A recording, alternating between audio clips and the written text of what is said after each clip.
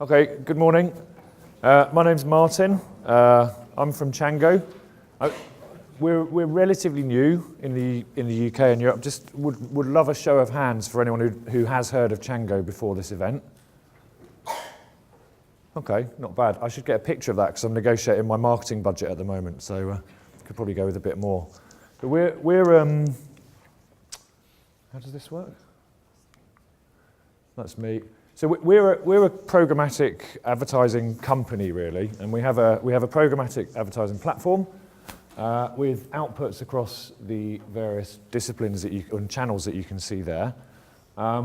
We work extensively with data, and I'll make some points about data. But I mean, you guys have heard a lot about data in the last day and this morning as well. John had a lot of detail. I've kind of actually adapted my presentation on the fly a little bit to broaden it out because there's a lot to absorb already. And we publish a magazine called The Programmatic Mind. We realise there isn't a kind of magazine for anything to do with programmatic, so I've got 2 or 3 copies with me here. So if anyone asks a good question, they can get a magazine, but I can send them on later. But within it, there's a quote from the film Ferris Bueller's Day Off. Hopefully, most people are quite young, so they may not have seen the film, but the quote is brilliant. And he says, "Life moves pretty fast. If you don't stop and look once in a while, you could miss it." So I kind of thought I'd adapt a little bit to that theme this morning and just sort of take a look at what's going on now, look at data a little bit and some tips, but also look at the future of where this is all going as well. So that's the magazine. A quick thing about Chango, when we started out, we built a kind of platform that would be ready for the future sort of 10 years on. So we're already considering all the extra types of kind of outputs, but also data inputs that people will need to use as smart marketers. And I'm going to talk a little bit more about the kind of the future at the end. But right now already, there's a whole ton of inputs and outputs for data that are working through our system and other similar systems. Just a quick one about Facebook. We do a survey with DigiDay each year called the State of the Industry Retargeting Report. And we ask marketers and agencies kind of how much it's quite sort of notional really, how much are you spending on these, or are you spending on these types of channels? So Facebook's getting the lion's share. The Twitter, I think, punches a little bit above its weight.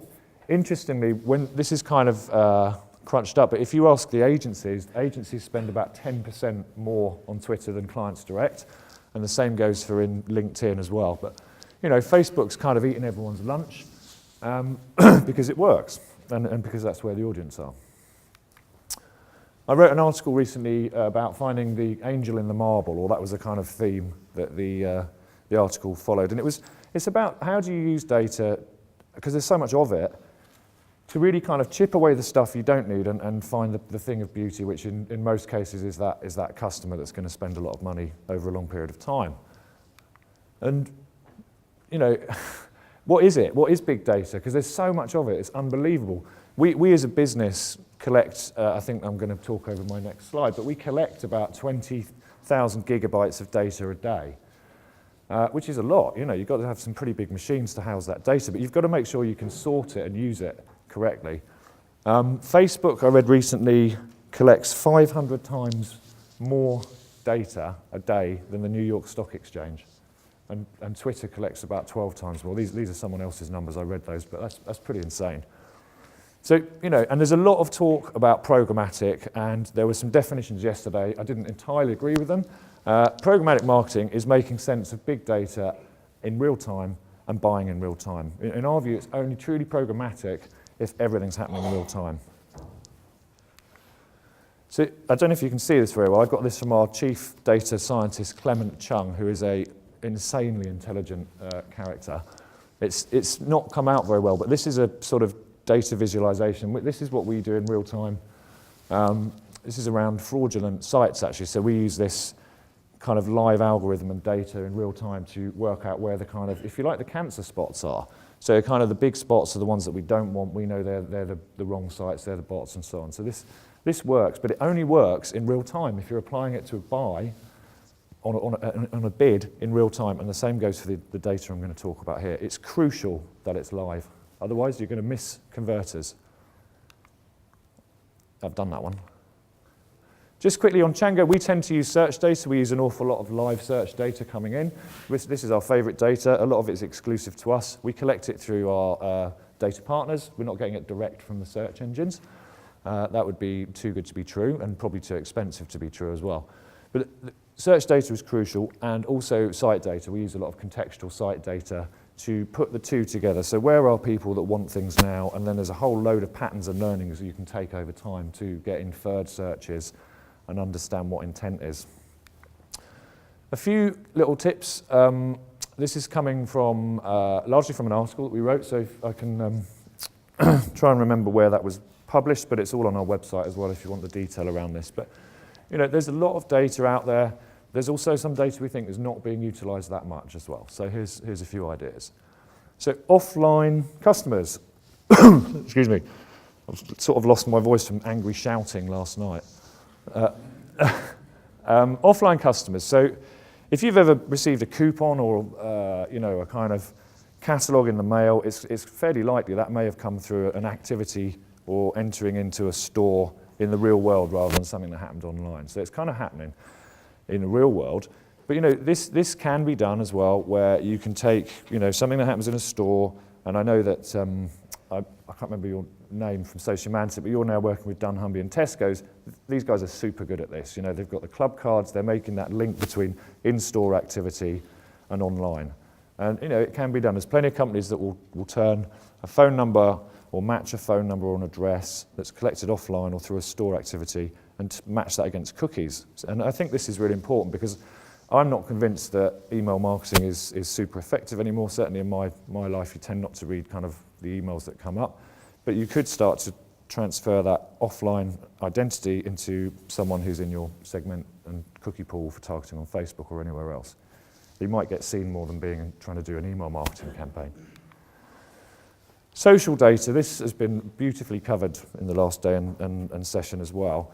There's a lot of it, but you know, are there other ways of getting social data that we're not thinking about? For example, you know, how many marketers are really using the DMPs in the smartest possible way to do kind of link shortening so that you're collecting data and, you know, understanding who people are and creating segments when they're clicking on your social content, for example. I mean, we think that's a very important way of getting more data out of social, and then you can bring that into your DMP, DSP and buying scenario as well.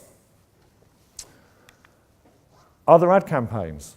I've got a background in television, actually, and a lot of money with the bigger brands, particularly as the lion's share of the budget is still going on TV. And what can we learn from that? I mean, it's generally known that if you do a big TV ad, you're going to see a spike in your online traffic, but you need to dig. Why is that? Why has that inspired people? What was it that was in the TV campaign that has made people want to go and search? You know, is it keywords? Is it something else? And then go further back to your broader marketing activities and look at what was it, if you're a big brand and you've sponsored a TV show, what was the insight that got you to think about sponsoring this soap opera or a sports show, you know? Because by association with the characters in that show or the name of that show, those people that are performing searches or looking at that content online are kind of in your target audience, so let's go and talk to them. Incoming data, this has got a little bit harder with some of the secure search that Google's changed, but you know, where are your online shoppers, people on your site coming from? You know, there's a lot you can find out. People spend a lot of time on Pinterest these days, you know, so is there an insight that, you know, actually you're getting better long-term customer value from people who've spent a lot of time looking at your content on Pinterest than you are from your actual Google search activity? Insight search, this is an absolute sort of open goal for everyone, and it's often overlooked because everyone's spending a lot of time as marketers looking at their Google strategies and what's going on there in the search world. But let's make sure we're looking at what people are searching for at the very bottom of the funnel. They're on your site, you've got them, you're really close to converting them. What are they saying to you about what they really want? You know, is there an opportunity perhaps to adapt a product because people are looking for I don't know, my neighbour is making towels with little hoods on for kids because she couldn't find them, and she spent a lot of time searching on big websites looking for a towel with a hood. That's telling the manufacturer to make this new product because people are going to buy it. So insight search and using that data is really, really important. So today, excuse me, today this is kind of how we work. We use an awful lot of data points in the real life scenario, and that's very exciting and it works, and it's very important that it's live. But what about tomorrow? So I'm going to quickly paint a kind of picture of how it could all develop, and this is relating back to that chart with the new channels and quite scary things coming online in the future as we move towards the Internet of Things and all of that. So the kind of idea here is that there's she doesn't look like a real person, but like there's a lady, let's call her Claire, who likes to go running, and she sets off for a morning run. She's not very popular because she runs wearing Google Glass, but she's seeing a lot of information as she's running, connected to kind of the Internet of Things through Google Glass. There's a lot of data coming in. There's the time, there's the distance, there's the map and all that. But something's not right. There's a kind of sluggishness in her performance, and it's not because she was drinking last night. So on her way to work, something starts to happen. And she's starting to see messages in the taxi based on something that she did earlier on whilst wearing Google Glass. And what's happening really is that the information that Google Glass has got and can transmit connected to the chip in her running shoe has decided that the running shoes are kind of wearing out. So that's what's affected her performance. So now the call has been made to the server. This is the person that she's got an RFID chip in her phone. Well, I mean, we're even seeing that some people are having RFID chips implanted into their wrists right now, like some crazy hardcore gamers seem to be doing that. But it knows that you're in the taxi, so it serves you an ad, just like most of us vendors know who it is who's looking at a particular page on a website, and we can target them. So this New Balance is starting to kind of suggest that you need to buy some new shoes here, and that we want you to buy New Balance shoes. The billboard, this is where it gets a bit scary. The billboard knows it's her. She walks past the billboard and it will make a kind of aggregated decision based on the various people that are walking past the billboard at any given time.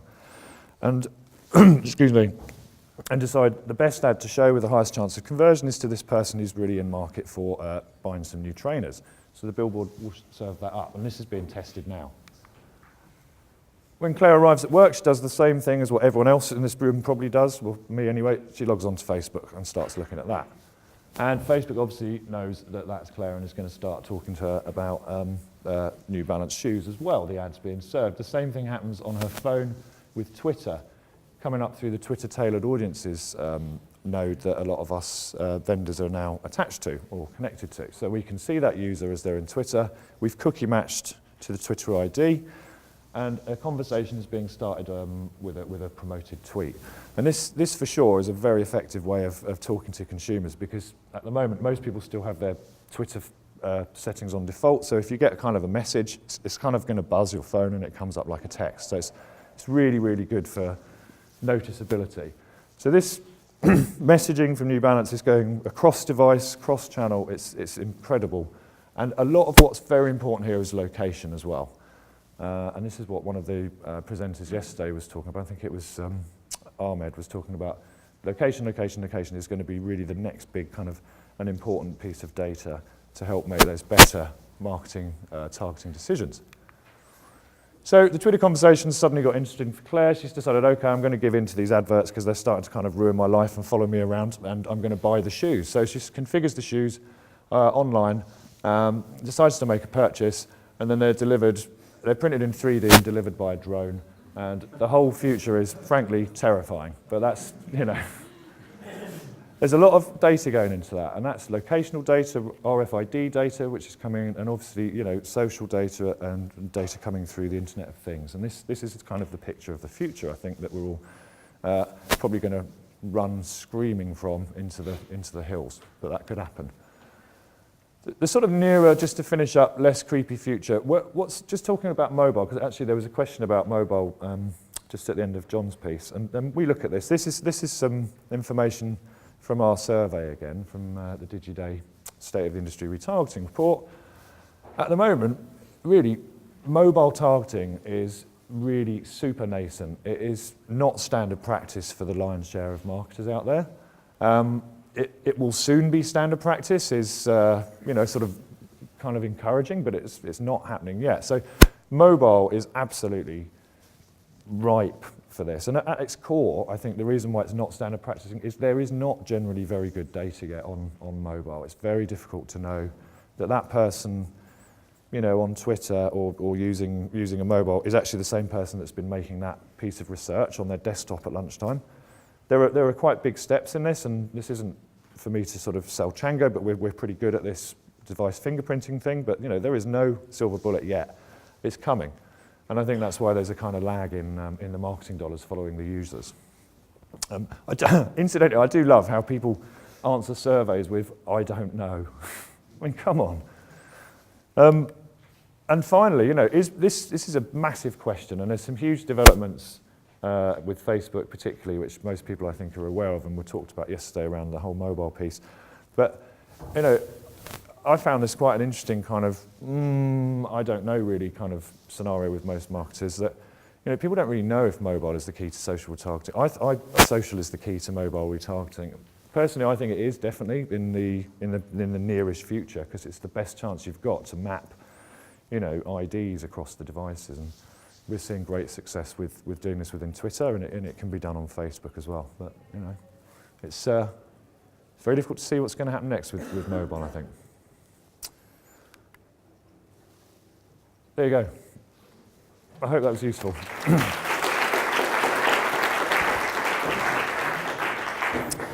Any